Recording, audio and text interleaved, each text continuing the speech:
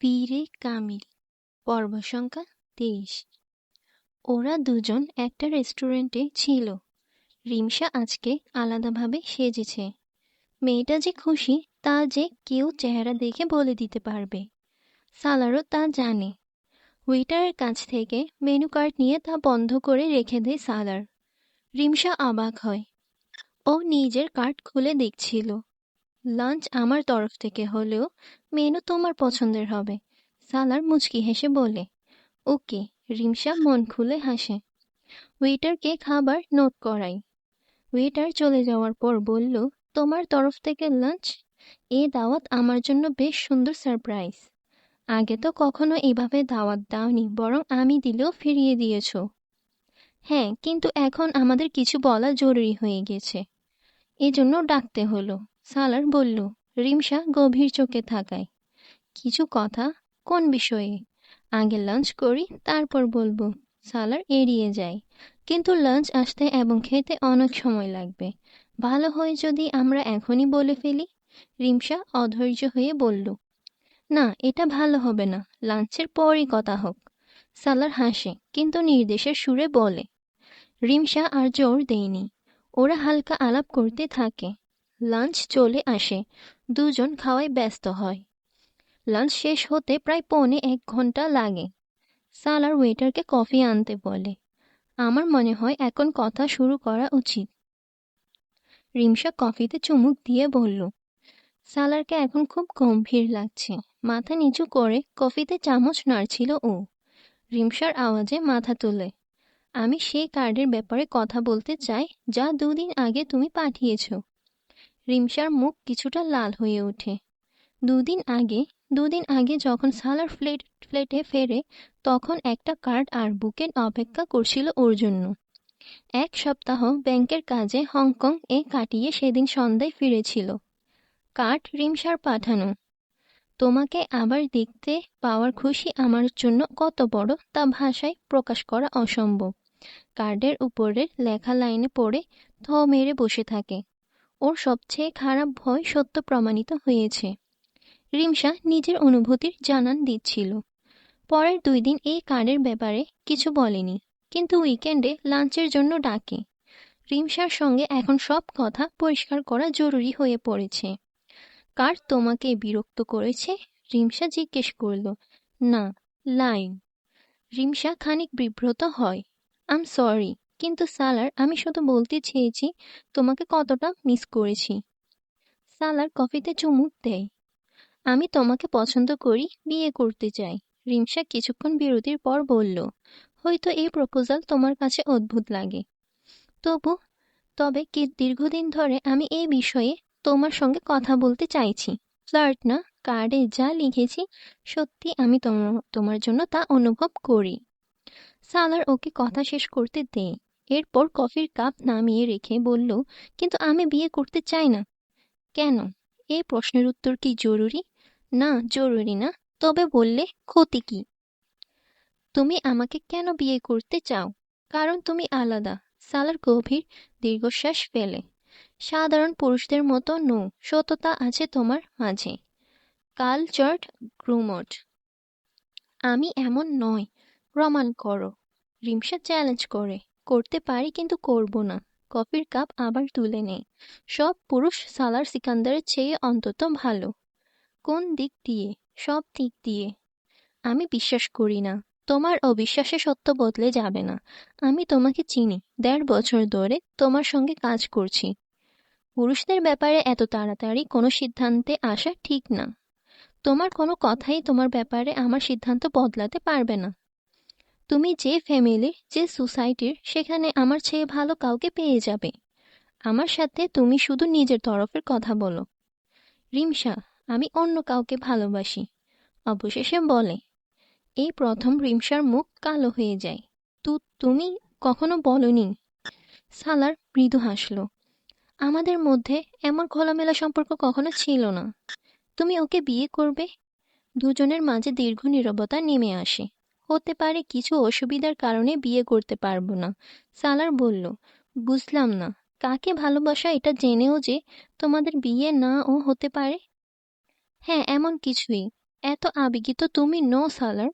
একজন সম্পূর্ণ প্র্যাকটিক্যাল মানুষ, আর একজন প্র্যাকটিক্যাল মানুষ হয়ে এসব অদ্ভুত কথা বলছো। রিমসা ঠাট্টার ছলে বলল, ধরো ওখানে যদি তোমার বিয়ে না হয় তাহলে বিয়ে করবে না? না। রিমসা ডানে বামে মাথা নেড়ে বলল, আই কান্ট বিলিভ ইট। কিন্তু ব্যাপারটা এমনই, বিয়ের কথা ভাবলেও 10-15 বছর পর। আর 10-15 বছর পর্যন্ত বেঁচে থাকবো কিনা এর নিশ্চয়তা কি? খুব শুকনো সুরে বলে হাতের ইশারায় ওয়েটারকে ডাকলো ও। আমি চাই রিমসা, আজকের কথাবার্তার পর আমাদের মধ্যে আর কোনো সমস্যা তৈরি হবে না। আমরা ভালো কলিগ, সম্পর্কটা এর মাঝে সীমাবদ্ধ থাকুক। আমার জন্য নিজের সময় নষ্ট করো না। আমি তা নই যা তুমি ভাবছো। ওয়েটার এসে পড়ে, সালার বিল দে। রিমসা এক দৃষ্টিতে সালারের দিকে তাকিয়ে রইল, গভীর ভাবনায় ডুবে। সেদিন এক কাজে সালার লাঞ্চ ব্রেকে অফিস থেকে বেরিয়েছিল। রেল ক্রসিংয়ে যানজটের ভিড় দেখে দূরে থেকে গাড়ি ঘুরিয়ে নেয়। এই মুহূর্তে কোনো ট্রাফিক জ্যামে ফেসে সময় নষ্ট করতে চায় না। গাড়ি পেছনে এনে অন্য রাস্তায় ইউটার্ন নিল। রাস্তায় একটু এগিয়ে যেতেই একজন বয়স্ক মহিলা ফুটপাতে বসা দেখতে পায়। এটা একটা হাই রোড, প্রায় নির্জন। মহিলার পোশাক ও চেহারায় মনে হচ্ছে ভালো পরিবারের। হাতের স্বর্ণের চুড়িগুলোও দেখা যাচ্ছিল। ওর ভয় হয় বয়স্ক মহিলা নির্জন রাস্তায় কোনো বিপদের মুখে না পড়ে যায়। গাড়ি তার কাছে এনে থামালো। মহিলার ফর্সা রং লাল হয়ে উঠেছে, শ্বাস দ্রুত উঠানামা করছে। হয়তো শ্বাস ঠিক করার জন্যই রাস্তার পাশে বসেছিল। আসসালামু আলাইকুম আম্মিজি। কি সমস্যা, এখানে কেন বসে আছেন? সানগ্লাস খুলে জানালা দিয়ে মাথা বের করে জিজ্ঞেস করে ও। বাবা, আমি রিকশা পাচ্ছি না। সালার তার কথা শুনে অবাক হয়। এটা মেইন রোড না, আবাসিক এলাকার হাই রোড। এখানে রিকশা পাওয়ার কোনো চান্স নেই। আম্মাজি, এখান থেকে আপনি রিকশা পাবেন না। কোথায় যাবেন? ভদ্রমহিলা শহরের ভিতরের এক এলাকার নাম বলে। সালারের পক্ষে তাকে সেখানে রেখে আসা সম্ভব না। আমার সাথে চলুন, মেইন রোডে দিয়ে আসছি, সেখান থেকে রিকশা পেয়ে যাবেন। পেছনের দরজা লক খুলে বাইরে বের হয়। কিন্তু মহিলাকে উদ্বিগ্ন মনে হইল। তার ভয়ের কারণ বোঝে ও। আম্মাজি, ভয় পাওয়ার কিছু নেই। আমি ভালো মানুষ, আপনার ক্ষতি করব না, শুধু সাহায্য করতে চাই। কারণ এখান থেকে রিকশা পাওয়া যাবে না। তাছাড়া রাস্তা নির্জন, গয়না পড়ে আছেন, যে কেউ ক্ষতি করতে পারে। নরমভাবে তার ভয় দূর করার চেষ্টা করল। মহিলার চোখের চশমা ঠিক করে চুড়ির দিকে তাকিয়ে বলল, এগুলো এগুলো তো সব নকল গয়না। এটা তো ভালো কথা, কিন্তু যে কেউ ভুল বুঝতে পারে। কেউ তো এসে জিজ্ঞেস করবে না এগুলো আসল না নকল। সালার তার মিথ্যের মান রেখে বলল। মহিলা চিন্তায় পড়ে যায়। সালারের দেরি হচ্ছে। আচ্ছা আম্মাজি, আপনি ঠিক মনে না করলে থাক। গাড়ির দিকে পা বাড়ায়।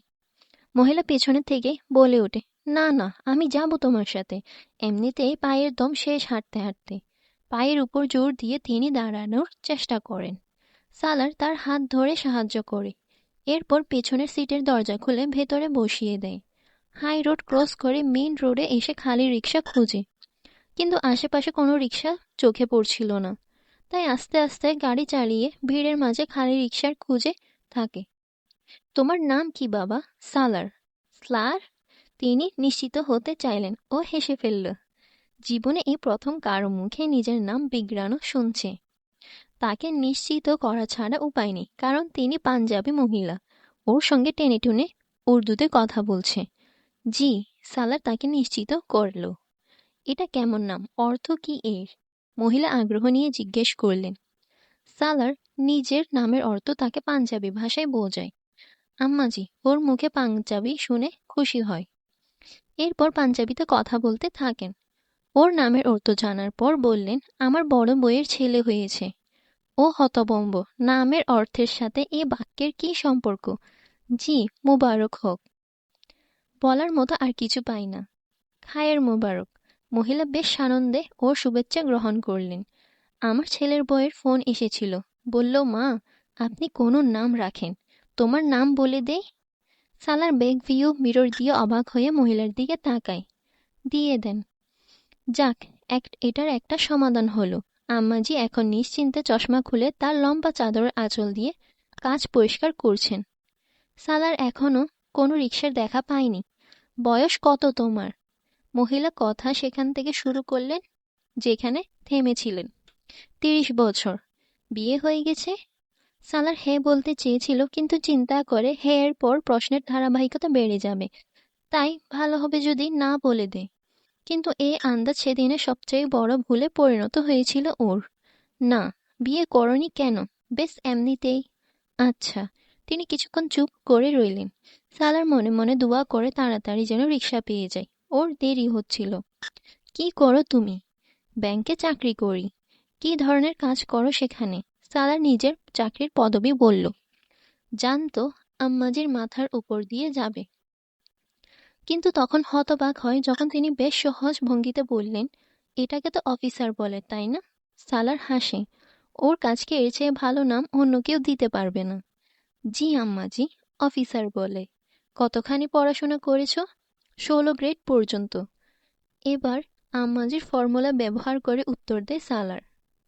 কিন্তু তার পরবর্তী প্রশ্ন আরো অবাক করে দেয়। এটা কেমন 16 গ্রেড? MBA করছো নাকি MA ইকোনমিক্স? সালার পেছনে ঘুরে তাকায়। তিনি চশমার ফাঁক দিয়ে ওর দিকে তাকিয়ে আছেন। আম্মাজি, আপনি জানেন MBA বা MA ইকোনমিক্স কি? সত্যিই বিস্মিত ও। দেখো, আমি নাকি জানবো না। আমার বড় ছেলে প্রথমে পাকিস্তান থেকে MA ইকোনমিক্স করেছে, এরপর ইংল্যান্ড গিয়ে MBA করেছে। আমার ছেলেও ব্যাংকে চাকরি করে, তবে ইংল্যান্ডে। ওরই তো ছেলে হয়েছে। সালার একটা লম্বা নিঃশ্বাস ফেলে ঘাড় সামনে ফেরায়। তাহলে তুমি এখনো আমাকে বলনি তো? কি? সালার ভুলে যায় কি জিজ্ঞেস করেছিলেন। তোমার পড়াশোনার ব্যাপারে। MBA করেছি। কোথা থেকে? আমেরিকা থেকে। ভালো। বাবা মা আছে? জি। কয় ভাই বোন? প্রশ্নের ধারাবাহিকতা দীর্ঘ হতে থাকে। 5। পালানোর কোনো পথ নেই ওর। কয় ভাই কয় বোন? 1 বোন আর 4 ভাই। কয়জনের বিয়ে হয়েছে? আমি ছাড়া সবার। তুমি সবার ছোট?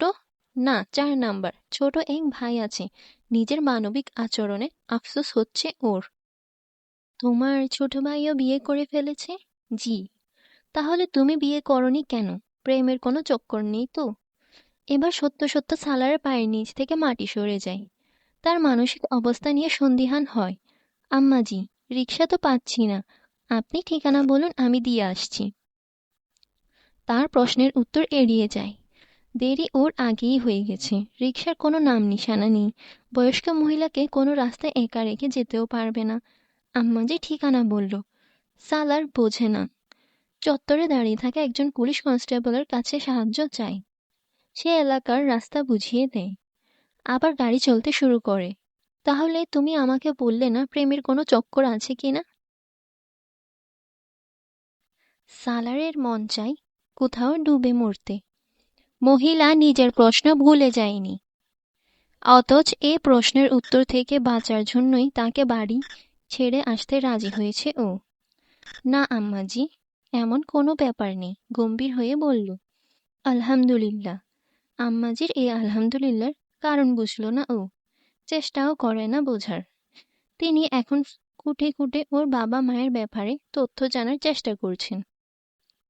ও সত্যিই বিপদে পড়ে গেছে। সবচেয়ে বড় গন্ডগোল তখন হয় যখন আম্মাজির বলা এলাকায় পৌঁছায়। তাকে বাড়ির গলি দেখিয়ে দিতে বললে আম্মাজি চমৎকার নিশ্চিন্তভাবে বলল, আমি শুধু জানি এই এলাকায় বাড়ি, কিন্তু গলি আমি চিনি না।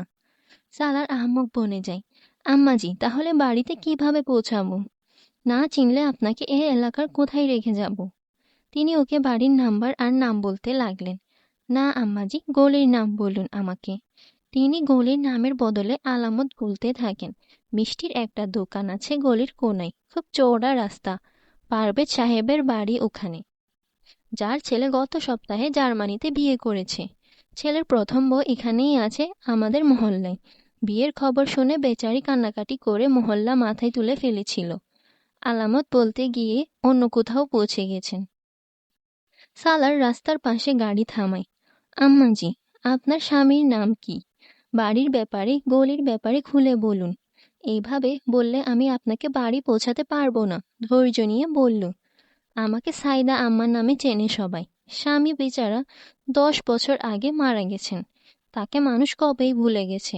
আর গলির ব্যাপারে বলছি তো তোমাকে, অনেক বড় গলি। 3 দিন আগে 2টা ড্রেনের ঢাকনা লাগানো হয়েছে, একেবারে নতুন। সিমেন্ট দিয়ে লাগিয়েছে এবার। প্রতি মাসে কেউ না কেউ তুলে নিয়ে যায়। এবার নিশ্চিন্ত হওয়া গেছে। সালার বিরক্তিতে দীর্ঘশ্বাস ফেলল। আম্মাজি, আমি কি মানুষকে এটা বলে জিজ্ঞেস করব যে দুই নতুন ট্রেনের ঢাকনা গলির? আপনি ওখানকার এমন কারো নাম বলুন যাকে সবাই চিনবে, পরিচিত মুখ। তিনি হলেন মুর্তজা সাহেব, যার ছেলে মুজাফফরের কাল পা ভেঙেছে। আম্মাজি, এটা কোনো পরিচয় হলো না। তিনি রাগ করে করলেন, সবার ঘরে কি একজন করে পা ভাঙ্গা মানুষ আছে নাকি? সালার চুপচাপ গাড়ি থেকে বের হয়। আশেপাশের দোকানে গিয়ে আম্মার বিবরণ অনুযায়ী গলি খোঁজার চেষ্টা করে, কিন্তু শীঘ্রই বুঝে যায় তার বিবরণে আজ অন্তত বাড়ি খুঁজে পাবে না। হতাশ হয়ে ফিরে আসে। আম্মাজি, ফোন আছে আপনার বাড়িতে? গাড়িতে ঢুকে জিজ্ঞেস করলো। হ্যাঁ আছে। সালা স্বস্তির শ্বাস ফেলে। নাম্বার বলুন। মোবাইল বের করে বলল, নাম্বার তো আমি জানি না। সালার পাথর হয়ে যায়। ফোন নাম্বারও জানেন না? চরম ধাক্কা খেয়ে বলল, বাবা আমি কই ফোন করব, ছেলেরা নিজেরা করে, আত্মীয়রা করে, প্রয়োজন হলে মেয়ে করে দেয়। ওখানে মডেল টাউনে কার কাছে গিয়েছেন? সালার হঠাৎ খেয়াল আসে, কিছু আত্মীয় আছে আমার, নাতির মিষ্টি দিতে গেছি, গর্ভ ভরে বললেন। সালার তৃপ্তি শ্বাস নিয়ে গাড়ি স্টার্ট দেয়। আচ্ছা ওখানে যাই, ঠিকানা বলুন। ওখানকার ঠিকানাও জানি না আমি। সালার এবার ধাক্কার চোটে কিছুক্ষণের জন্য বোবা হয়ে যায়। তাহলে কিভাবে গেলেন? বাবা, আসলে যেখানে যাওয়ার প্রতিবেশীর ছেলেমেয়েরা দিয়ে আসে, ওরা জানে ঠিকানা। গত 10 বছর ধরে ওরা আসা নেওয়া করছে। ওরা দিয়ে আসে আর ওখান থেকে বিলাল বা অন্য কেউ নিয়ে আসে। আসলে বিলালরাও আগে আমাদের মহল্লায় থাকতো, 10 বছর আগে এদিকে চলে এসেছে, তাই আমার পুরো এলাকা ওদের ঠিকানা জানে। সালার কিছু বলে না, ভাবে যেখান থেকে এনেছে সেখানেই গেলে বিলালের বাড়ি পেয়ে যাবে। সাইদা আম্মার কথা চলছে। আজকে বিলালদের বাড়িতে কেউ ছিল না, কাজের মেয়ে ছাড়া। কিছুক্ষণ অপেক্ষা করলাম, তারপরও যখন ওরা এলো না, তখন ভাবলাম নিজেই চলে যাই বাড়ি। তারপর মাশাল্লাহ তোমাকে খুঁজে পেলাম। আম্মাজি, আপনি রিক্সাওয়ালাকে কি বলতেন যে এসব যা তোমাকে বলেছি? তার বুদ্ধিমত্তায় থ বনে যায় ও। এর আগে কখনো এভাবে ঠিকানা বলে বাড়ি পৌঁছেছেন? খানিক আক্ষেপের সুরে গাড়ি রিভার্স নিয়ে বলল সালার। না, কখনো না, দরকারই হয়নি। সাইদা আম্মার প্রশান্তি ভাব ঈর্ষণীয়। সালার আর কিছু না বলে গাড়ি রোডে নিয়ে আসে। এখন তুমি কোথায় যাচ্ছ? সাইদা আম্মা বেশিক্ষণ চুপ থাকতে পারলেন না। আপনাকে যেখান থেকে এনেছি বাড়ি সেখানে কোথাও হবে। কোনো ইউটার্ন নেননি তো? সালার ব্যাক ভিউ মিররে তাকিয়ে জিজ্ঞেস করলো। না, আমি তো নেইনি। সাইদা আম্মা কিছুটা দ্বিধাদ্বন্দ্ব নিয়ে বললেন। সালার তার কথার ধরন খেয়াল করেনি। এটা ভেবে স্বস্তির নিঃশ্বাস ফেলে, এর মানে বাড়ি সেই রাস্তার কোথাও হবে। আর গলির চেয়ে কলোনিতে বাড়ি খোঁজা সহজ, সেটাও যদি আবার এক রাস্তায় হয়। তুমি সিগারেট খাও। নীরবতা ভেঙে ফেললেন তিনি। গাড়ি ড্রাইভ করতে করতে থম মেরে যায়। আমি ব্যাক ভিউ মিররের দিকে, তিনি তাকিয়ে আছে ওর দিকে। না, যদিও প্রশ্ন মাথায় ঢোকেনি।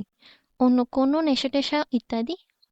এইবার প্রশ্নের চেয়ে তার খোলামেলা ভাব বেশি অবাক করে ওকে। আপনি কেন জিজ্ঞেস করছেন? ব্যাস এমনিতে। এত লম্বা রাস্তা আমি কিভাবে চুপ থাকব? তিনি নিজের সমস্যা বললেন।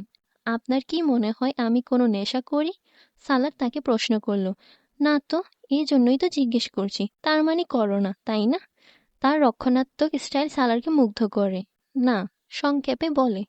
গাড়ি এখন সিগন্যালে থেমে আছে।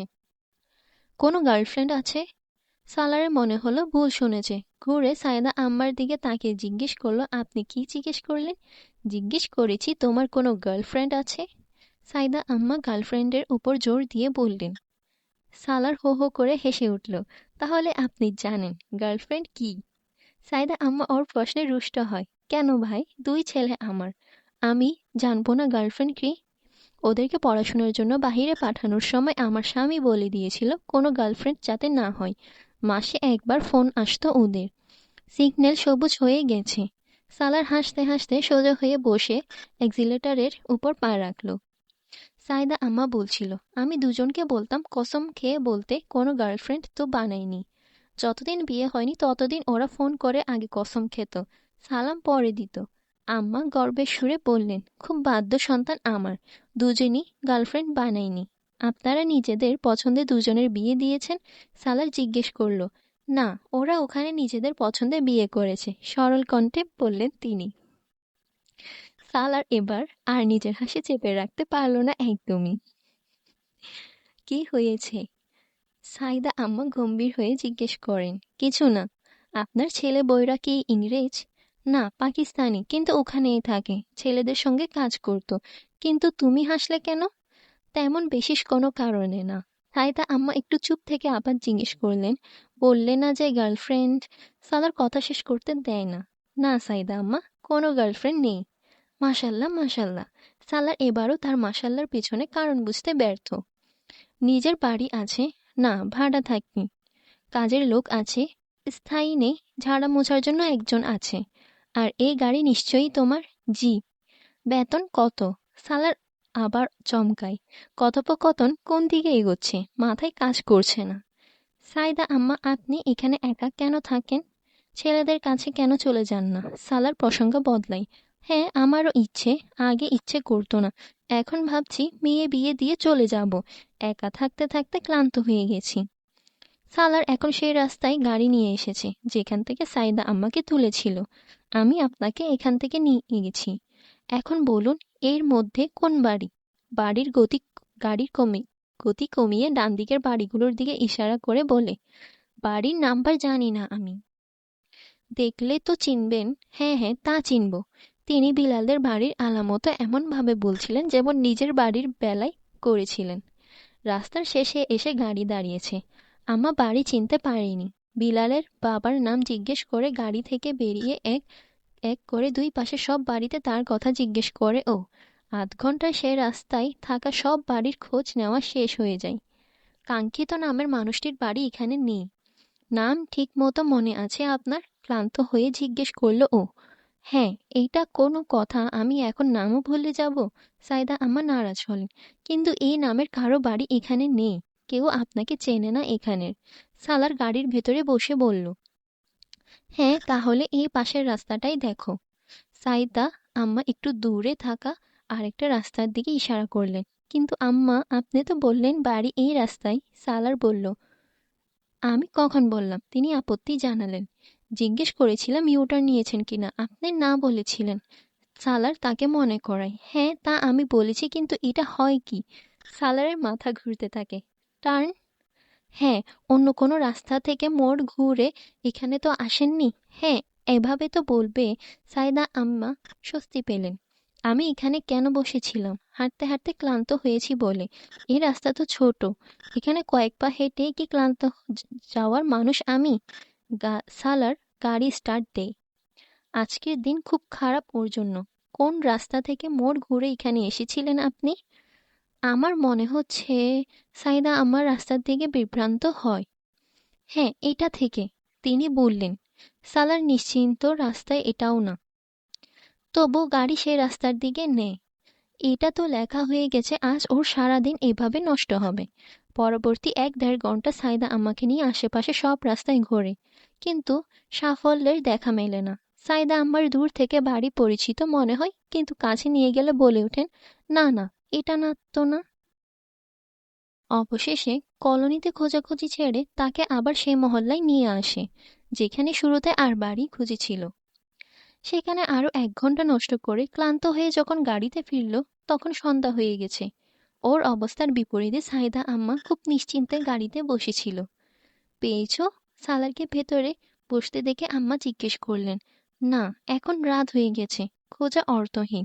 আমি থানায় রিপোর্ট করে রাখছি। আপনার মেয়ে বা প্রতিবেশীরা আপনাকে না পেয়ে নিশ্চয় পুলিশের সাথে যোগাযোগ করবে, তখন তারা এসে নিয়ে যাবে। গাড়ি স্টার্ট করতে করতে বলল। বেচারি আম্মা চিন্তা করছে নিশ্চয়ই। সাইদা আম্মা মেয়েকে নিয়ে উদ্বেগ প্রকাশ করলেন।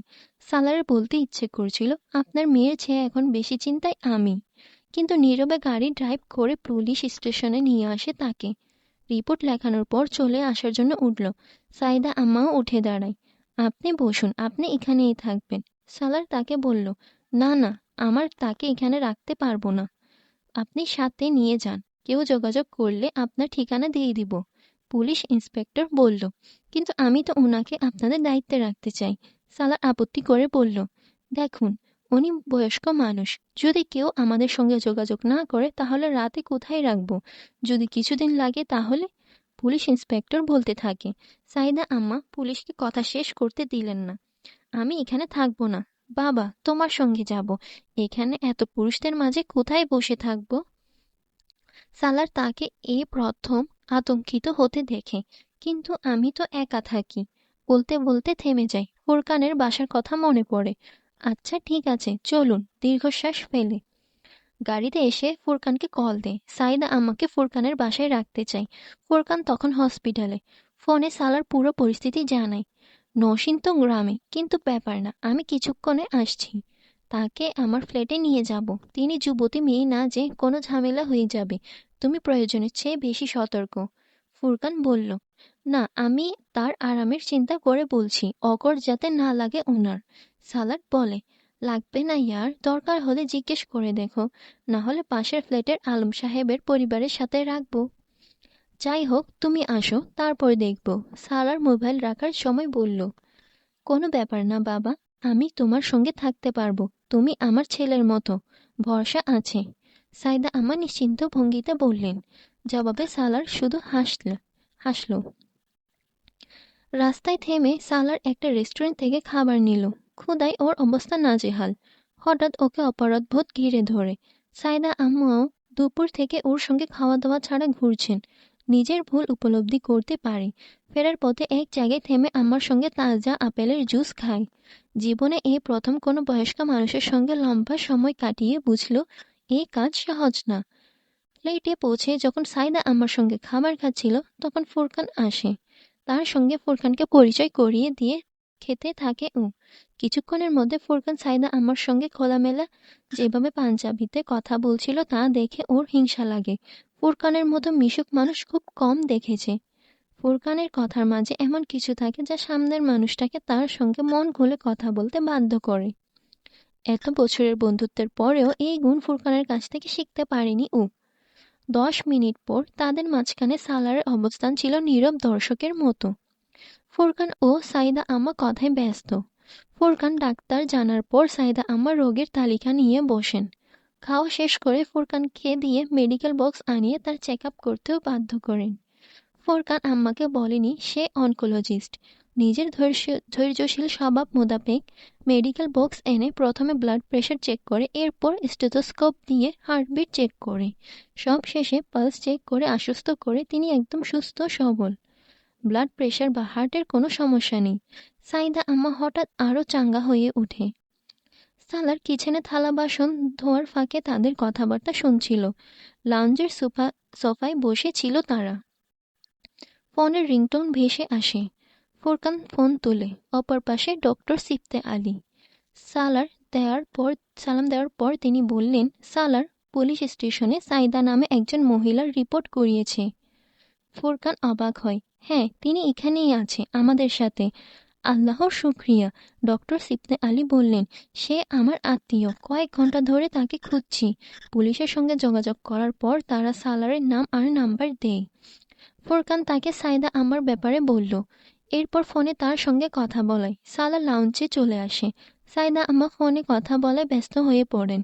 ডক্টর সাহেবের আত্মীয় উনি। ফুরকান নিচু আওয়াজে বলল, ডক্টর সিফতে আলী সাহেবের? সালার অবাক হয়। হ্যাঁ, তারই। সালার অবশেষে স্বস্তির শ্বাস নেই। ভাই সাব বলছে তোমার সাথে কথা বলবে। সাইদা আম্মা ফোন এগিয়ে দেন। ফুরকান দ্রুত তার হাত থেকে মোবাইল নিয়ে কাগজে কিছু লিখতে থাকে। ডক্টর সিফতে আলী ঠিকানা বলছিলেন। সাইদা আম্মা একটু অবাক হয়ে লাউঞ্জের দরজায় দাঁড়ানো সালারকে দেখলেন। তুমি কি করছো? তার চোখ ওর অ্যাপ্রনের উপর। সালার একটু লজ্জা পায়। জি, আমি থালা বাসন ধুচ্ছিলাম। কিচেনে ঢুকে অ্যাপ্রন খুলে ফেলে। এমনি তো থালা বাসন ধোয়া প্রায় শেষ। সালার, চলো তাকে দিয়ে আসি। নিজের পেছনে ফুরকানের গলা শুনল। এগুলো পরে এসে করবে। তুমি গাড়ির চাবি নাও, আমি হাত ধুয়ে আসছি। 10 মিনিটে সবাই সালারের গাড়িতে ছিল। ফুরকান সামনের সিটে থাকলেও পেছনে থাকা সাইদা আমার সঙ্গে যথারীতি কথায় ব্যস্ত। একই সঙ্গে সালারকে রাস্তা বুঝিয়ে দিচ্ছিল। দ্রুত গতিতে গাড়ি চালিয়ে 20 মিনিটের মাথায় কাঙ্ক্ষিত মহল্লার গলিতে গিয়ে পৌঁছে যায়। গলির মাথায় গাড়ি দাঁড় করিয়ে ওরা দুজন সাইদা আম্মাকে ভেতর থাকা বাড়িতে রেখে আসতে যায়। সাইদা আম্মার এখন কোনো সাহায্যের দরকার ছিল না। গলি চেনা তার। গর্ব করে সালারকে দেখাতে দেখাতে হাঁটছিল। এই যে মিষ্টির দোকান, ড্রেনের সিমেন্ট দেওয়া নতুন ঢাকনা, ওই যে পারভেজ সাহেবের বাড়ি। জি। সালার মাথা নিচু করে হেসে সাই জানায়। বলতে পারে না তার বলা সব নির্দেশনা ঠিক ছিল, শুধু ভুল এলাকায় নিয়ে যাওয়া ছাড়া। বেচারি আমনা নিশ্চয়ই চিন্তায় শেষ। লাল ইটের দোতলা এক বাড়ির সামনে থেমে বললেন তিনি। বাড়ির নাম্বার 275। ফোরকেন এগিয়ে বেল বাজায়। সালার বাড়িটা উপর থেকে নিচ পর্যন্ত দেখল। বেশ পুরনো ধাঁচের একটা বাড়ি। নিয়মিত রক্ষণাবেক্ষণের কারণে গলির অন্য সব বাড়ির তুলনায় স্বতন্ত্র লাগছিল। তোমাদেরকে আমি এখন চা না খেয়ে যেতে দেব না, সাইদা আম্মা বললেন। আমার জন্য তোমাদের অনেক কষ্ট করতে হয়েছে, বিশেষ করে সালারের। বাচ্চাটা আমাকে সারাদিন নিয়ে ঘুরেছে। ওর কাঁধে হাত রাখেন আম্মা। কোনো ব্যাপার না আম্মা, চায়ের দাওয়াত অন্যদিন থাক। আজ দেরি হয়ে যাচ্ছে। হ্যাঁ সাহিদা আম্মা, চা না, একদিন আপনার সঙ্গে খাবার খাবো, ফোরকান বলল। দেখো আবার যেন এমন না হয় যে তোমাদের মনেই রইল না। আহ, খাবারের কথা আমি কিভাবে বলবো? আপনি যে পালং শাক দিয়ে মাংসের রেসিপি বলছিলেন, ওটা রান্না করে খাওয়াবেন, ফুরকান বলল। ভেতর থেকে পা ফেলার আওয়াজ আসে। সাইদা আম্মার মেয়ে দরজা খুলতে আসছিল হয়তো।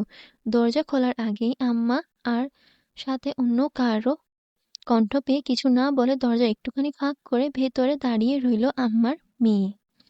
আচ্ছা সাইদা আম্মা, খুদা হাফেজ। ফুরকান সাইদা আম্মাকে সিঁড়ি বেয়ে উঠতে দেখে বলল। সালার আগে মুখ ফিরিয়ে নিয়েছিল। সালার গাড়ি স্টার্ট দিতে দিতে ফুরকানকে বলল, তোমার সবচেয়ে অপছন্দের খাবার পালং শাক দিয়ে মাংস, আর তুমি তাকে কি বলছিলে? ফুরকান হো হো করে হেসে উঠল। বলতে দোষ কোথায়? এমনও তো হতে পারে তিনি সত্যি এত ভালো রান্না করলেন যে আমি খেতে বাধ্য হয়ে যাব। তুমি যাবে তার বাড়ি? মেইন রোডের দিকে গাড়ি ঘুরিয়ে অবাক হয়ে জিজ্ঞেস করে সালার। অবশ্যই যাব, কথা দিয়ে এসেছি। আমি আর তুমি? আমি যাচ্ছি না, সালার সোজা বলল। জানাশোনা নেই হাত পা তুলে তার বাসায় খেতে যাওয়া? ডক্টর সিফতে আলী সাহেবের ফার্স্ট কাজিন। তাছাড়া আমার চেয়ে বেশি তোমার জানাশোনা হয়ে গেছে তার সাথে। সেটা আলাদা ব্যাপার, তার সাহায্যের প্রয়োজন ছিল, করেছি, ব্যাস, এটুকু যথেষ্ট। তার ছেলেরা থাকলে অন্য কথা ছিল, কিন্তু এরকম একা এক মহিলার বাড়িতে যাওয়া ঠিক না। সালার গম্ভীর। আমি বা কোথায় একা যাচ্ছি আর বউ বাচ্চা নিয়ে যাব? জানি ওখানে একা যাওয়া ঠিক না। তাছাড়া নসীনও তাদের সাথে পরিচিত হয়ে খুশি হবে। হ্যাঁ, ভাবিকে সঙ্গে নিয়ে গেলে সমস্যা থাকবে না। সালার সন্তুষ্ট হয়। শুধু আমি যাব? তোমারও যেতে হবে, দাওয়াত দিয়েছেন। আমি পারবো না, সময় নেই। তোমার যাওয়া যথেষ্ট, সালার বলে। তুমি তার বিশেষ মেহমান, তোমার অনুপস্থিতিতে সব মাটি হয়ে যাবে। সালারের কাছে ফুরকানের কথার ধরন অদ্ভুত লাগলো। ঘাড় ঘুরিয়ে তাকাই, ফুরকান হাসছে। মানে কি তোমার? আমার মনে হয় তার কাছে তুমি মেয়ের জামাই হিসেবে পছন্দ হয়েছ। অহেতুক কথা কমিয়ে বলো। সালার বিরক্তির চোখে তাকায়। আচ্ছা, মিলিয়ে নিও, প্রপোজাল আসবে ওই বাড়ি থেকে। তোমাকে সব দিক থেকে পছন্দ হয়েছে সাইদা আম্মার। সবকিছু জিজ্ঞেস করেছে আমার কাছে তোমাকে নিয়ে। এমনকি তোমার বিয়ের পরিকল্পনা আছে কিনা, থাকলে কবে। আমিও বলেছি ভালো প্রপোজাল পেলে করে ফেলবে। এরপর তিনি তার মেয়ের ব্যাপারে বলতে শুরু করেন। যে পরিমাণ প্রশংসা করেছে, এর মাঝে আমার 50% যদি সত্য মনে করি, তাহলে মেয়েটা কি যেন নাম নিচ্ছিল।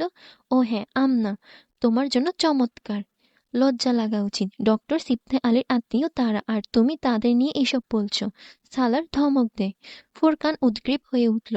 আমি খারাপ কিছু বলছি না, এটা তো গর্বের হবে যে তোমার বিয়ে ডক্টর সিফতে আলী সাহেবের পরিবারে। জাস্ট শাট আপ ফুরকান, এই বিষয় নিয়ে অনেক কথা হয়েছে, এখন থামো, সালার কঠিনভাবে বলল। আচ্ছা ঠিক আছে, শেষ করছি, অন্য কোনো সময় আবার বলবো, ফুরকান শান্তস্বরে বলল। সালার ঘাড় ঘুরিয়ে তীক্ষ্ণ চোখে ফুরকানের দিকে তাকায়। ড্রাইভিং করছো, রাস্তায় চোখ রাখো, কাঁধ চাপড়ে বলল। সালার কিছুটা রুষ্ট হয়ে রাস্তার দিকে মনোযোগ দেয়। সাইদা আমার সঙ্গে ওদের যোগাযোগ এই পর্যন্তই শেষ হয়নি। কয়েকদিন পর এক সন্ধ্যার কথা, ওরা ডক্টর সিফতে আলীর কাছে এসেছিল। লেকচার শেষে তিনি থাকতে বলেন ওদের। সাইদা আপা আপনাদের সঙ্গে দেখা করতে চায়। আমাকে বলল আপনাদের নিয়ে যেতে। সন্ধ্যায় আপনারা আসবেন বলে আমি এখানে দেখা করতে বলেছি। আপনারা হয়তো কোনো কথা দিয়েছিলেন তার বাড়িতে যাওয়ার, কিন্তু যাননি। ফোরকান চোখ ঘুরিয়ে সালারের দিকে তাকায়। ও চোখ নামিয়ে ফেলে। হ্যাঁ, আমরা ভেবেছিলাম, কিন্তু ব্যস্ততায় তাই যেতে পারিনি। ওরা ডক্টর সিফতা আলীর সঙ্গে তার ড্রয়িং রুমে আসে। কিছুক্ষণ পর সাইদা আম্মা এলেন। আসতেই তার অভিমান আর অভিযোগের ঝুলি খুলে বসলেন। ফোরকান তাকে ঠান্ডা করার চেষ্টা করে। সালার চুপচাপ বসে থাকে। পরের উইকেন্ডে ফুরকান ওকে সাইদা আম্মার বাড়িতে যাওয়ার কথা বলে, কিন্তু সালারকে ইসলামাবাদ এবং সেখান থেকে গ্রামে যেতে হবে। তাই ব্যস্ততার কথা জানিয়ে সাইদা আমার কাছে ক্ষমা চেয়ে নেয়। উইকেন্ড কাটিয়ে লাহোর ফিরলে ফুরকান ওকে সাইদা আমার বাড়িতে কাটানো সময়ের কথা বলতে থাকে। ফুরকান ফ্যামিলি নিয়ে গিয়েছিল। সালার, সাইদা আমার মেয়ের সাথে দেখা হয়েছে আমার। কথার মাঝে হঠাৎ বলে উঠল, খুব ভালো মেয়ে। সাইদা আমার মতো না, চুপচাপ ধরনের, একদম তোমার মতো। তোমাদের দুজনকে ভালো মানাবে। নওশিনের খুব ভালো লেগেছে মেয়েটাকে। ফুরকান, কথা শুধু দাওয়াত পর্যন্ত রাখলে ভালো হয়। সালার বাধা দিয়ে বলল, আমি খুব সিরিয়াস সালার। আমিও সিরিয়াস, একই ভঙ্গিতে বলল ও। তুমি জানো ফুরকান, বিয়ে নিয়ে তুমি যত বেশি চাপ দাও, বিয়ের উপর থেকে আমার তত বেশি মন উঠে যায়। কারণ তোমার এসব কথাবার্তা। সালার সোফায় হেলান দেয়। আমার কথার কারণে না, পরিষ্কারভাবে বললেই পারো ইমামার কারণে বিয়ে করতে চাও না। ফুরকান গম্ভীর হয়ে উঠল। ওকে, পরিষ্কার বলছি, আমি ইমামার কারণে বিয়ে করতে চাই না। তারপর সালার শীতল গলায় বলল, এসব বাচ্চাদের মতো চিন্তা ভাবনা। ফোরকান ওর দিকে না তাকিয়েই বলল, ওকে ফাইন, বাচ্চাদের মতো চিন্তা ভাবনা। তারপর সালার কাঁধ নাড়ে। Then you should get rid of it. Forkan আলতো সুরে বলল, I don't want to get rid it. So? Salar পাল্টা বলে। ফোরকান কিছুক্ষণ বোবার মতো ওর দিকে তাকিয়ে রইল। আমার সামনে তুমি আর কখনো সাইদা আমার মেয়ে নিয়ে কথা বলবে না। তিনিও যদি তোমার সঙ্গে এই ব্যাপারে কিছু বলতে চায় তাহলে স্পষ্ট বলে দেবে আমি বিয়ে করতে চাই না, অথবা আমি আগে থেকেই বিবাহিত। ওকে, তোমার সঙ্গে এই বিষয়ে আর কথা বলবো না। রাগ করার দরকার নেই। ফুরকান দুই হাত তুলে মিটমাট করার ভঙ্গিতে বলল, চলবে।